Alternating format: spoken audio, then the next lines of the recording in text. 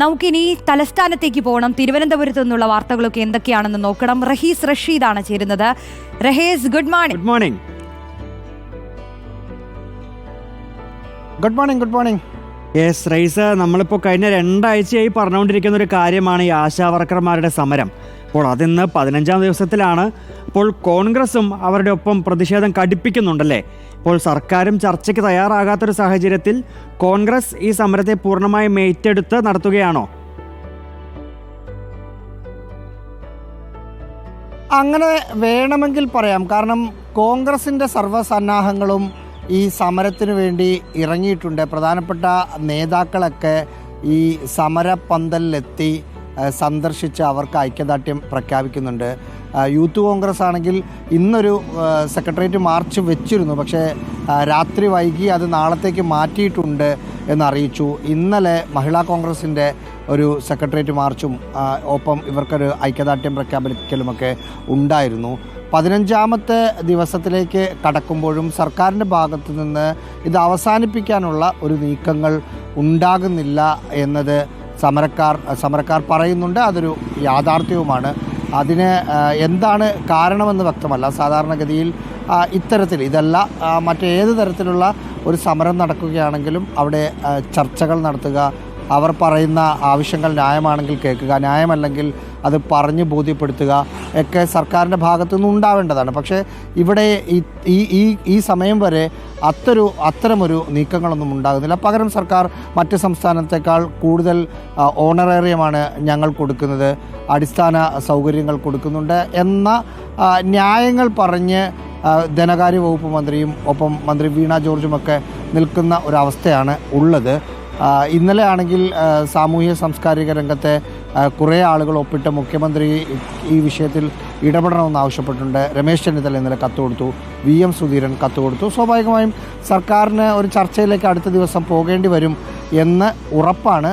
പക്ഷേ അതിനുള്ള ഇത്രയും ദിവസം ഒരു ചർച്ചയിലേക്കൊക്കെ പോകാൻ വേണോ എന്നത് ഒരു ന്യായമായൊരു ചോദ്യവുമാണ്. മറ്റൊന്ന്, ഈ തദ്ദേശ വാർഡുകളിൽ ഇന്ന് ഉപതെരഞ്ഞെടുപ്പ് ആണ്. 13 ജില്ലകളിലെ 30 വാർഡുകളിലേക്ക് തെരഞ്ഞെടുപ്പ് നടക്കും. വോട്ടെണ്ണൽ നാളെയായിരിക്കും അല്ലേ റഹീസ്? നാളെയാണ് വോട്ടെണ്ണൽ. രാവിലെ തന്നെ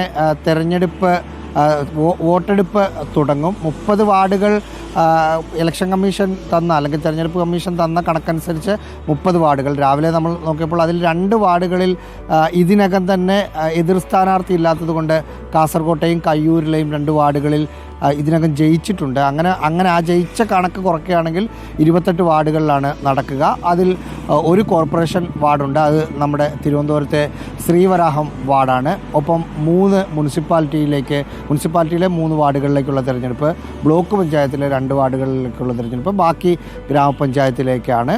നാളെ രാവിലെ തന്നെ ഇതിൻ്റെ റിസൾട്ടും അറിയാൻ സാധിക്കും. റൈസ്, മറ്റൊന്ന് ഈ ശശി തരൂർ വിഷയമാണ്. ഈ നിവിൻ പോളി സിനിമയിലൊക്കെ പറയുന്ന പോലെ ഒറ്റയ്ക്ക് വഴിവെട്ടി വന്നവനാടാ എന്നൊക്കെ ശശി തരൂർ അത്തരത്തിലുള്ളൊരു ആറ്റിറ്റ്യൂഡൊക്കെ എടുക്കുന്നുണ്ടല്ലോ.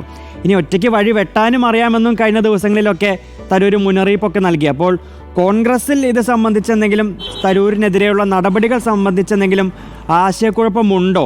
അപ്പോൾ തരൂരിനെ ഒപ്പം നിർത്തണമെന്നത് ഈ ഘടകകക്ഷികളൊക്കെ ആവശ്യപ്പെടുന്നൊരു സാഹചര്യം കൂടി ഉണ്ടായിട്ടുണ്ടല്ലോ.